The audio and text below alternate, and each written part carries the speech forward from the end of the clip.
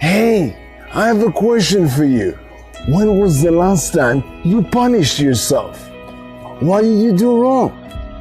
Do you think about it as part of self-discipline?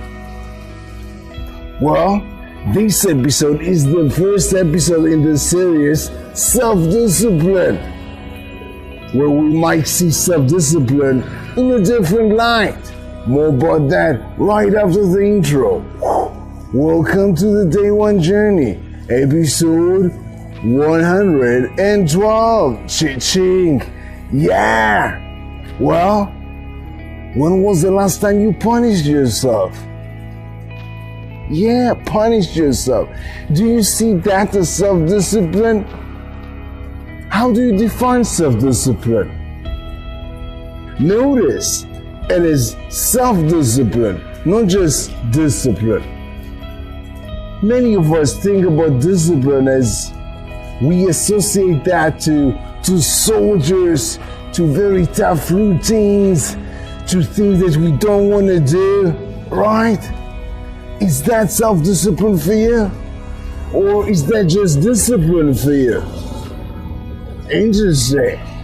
Well, let's go a little bit back in the Day One Journey. Let's talk about communication. Because see, this is no discipline. This is the self-discipline series. Self is the discipline we want to have with ourselves. Yes, a little bit communication with ourselves. Do you remember when we talked about in the daily routine the 3 basics? The third basic was communication. You can check the link there for the communication episode. But where does it all start? Where does it start? Our work on our communication. It starts with ourselves, with a conversation we have with ourselves. Think about it. Maybe this has to do with self-discipline, because this is disciplining ourselves. Maybe this is some sort of a relationship. Does it make sense to you? Maybe it does. Give it a moment. Self-discipline, discipline we want with ourselves. You know what? We spoke about relationship. Let's take another example. I'll give you another example. It might shed a light on what I mean by that. With a discipline over self, the self-discipline. Ready for the example? Let's say you came to me, or a friend came to me and talked to me. I think that really happened in the past. So I have this friend coming to me, and they say they are married, and they say, remember, this is diving into a relationship example to see what the self-discipline is about. But be with this with me, with this example. Pretty interesting. So that friend comes to me and he tells me, you see, me and my wife, we just don't have the love for each other we used to have. And we have 2 children and we are really worried about them. What can I do? He asked me. So I asked him, what do you mean the love isn't there? Just love her. But then he says, you don't understand? The love just isn't there. We don't feel that way towards each other anymore. So I tell him, if the love isn't there, that's a good reason to love her. If the love isn't there, that's a good reason to love her. But then he looks at me and says, but how do you love when you don't love? So I told him, you see, love the feeling is the fruit of love the verb. So love her, work for her, appreciate her, sacrifice for her, do things for her, compliment her, raise her up, be good for her, do more things for her, put some effort. Are you willing to do that? This is what I was saying to my friend. Think about it. Can you relate to this idea? Love the feeling is the fruit of love the verb. So what this has to do with self-discipline? What this has to do with self-discipline? Do you have any idea? We said self-discipline is also about communication. Communication with ourselves, right? We have a relationship with ourselves, right? I see self-discipline as self-love. Do you love yourself enough to do things for you? Love the verb. You see, many of us, me included, are thinking, or we're thinking, like, do I love myself? I don't love myself. Maybe I wait for that feeling to come. Like this couple, like this friend of mine, he waited for the love feeling to come.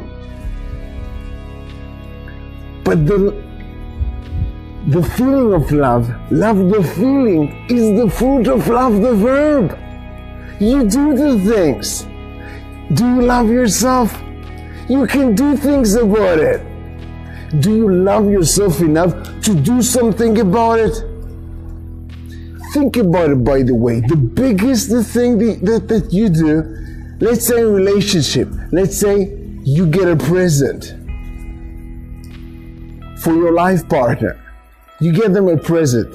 Is it the bigger present, or is it the bigger effort that means the most love? It is the effort. It is the thought. It is what you put inside, right? So now think about it towards yourself. You have a relationship towards yourself. What are you willing to do for you? Will you consider it love? Loving yourself. If you find it a bit challenging, you can think about your future self. Yes, think about your future self. What do you want to do for your future self? Do you love them? Do you love them enough to put some work? You see, it is so empowering because we can choose. Yes, we can choose to love ourselves. We can choose to love ourselves because this is action. We can do something about it. We can put some effort. If we love ourselves and we want us to have energy, we can go to the gym. We can start doing sports. We can do this walk. And the bigger the effort, the bigger the love, right? Then, after a long time, we put some love, we put some action, we love ourselves actively. Then we can look at the mirror and say, yeah, that was me. We can see the results. If this is fitness, we can see, yeah, this is me. Yes, and be proud of ourselves. Because we love ourselves. We put some action, we put some effort. Maybe it's not necessarily going for that massage, which is nice. It's still loving yourself, but maybe the effort is not that high.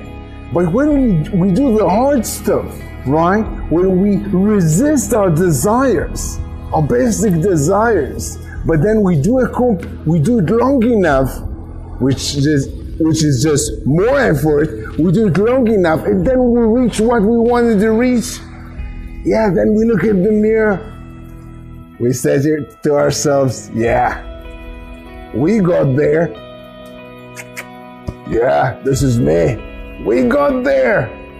This is self-love. This is what I urge you to do. Love yourself. Put some action. Put some effort for you. Yes, for you. This is what self-love is about. Self-discipline. Don't wait there. Think to yourself, yeah, do I love myself? Do I not love myself? Put some work. Put some work for your future self. This is my message for you for the day. Think about it. This is just the first episode. This is just the first episode of the self-discipline series. In the next few episodes, we will look at self-discipline even from different angles. Yeah! Different empowering angles. The first one was this episode, was self-love. So my message for you for the day, right before the back to you,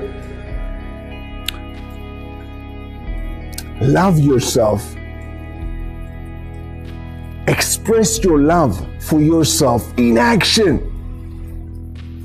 Do things for you. Love yourself more than you love your desires. Love yourself more than you love your desires. You can also check out the episode when we spoke about the 3 basic desires most responsible for our lack of self-discipline. We can check that link above. The desire for food, the desire for sex, and the desire to express loosely organized opinions. But either way, we're really out of time. Next episode, we'll keep talking about self-discipline. But back to you, my friends. The assignment I have for you for the day, pretty powerful. I want you to think about something that you can do for yourself. And now you can think about it as a small act of love. Self-love. Think about maybe something small, but something that does require effort.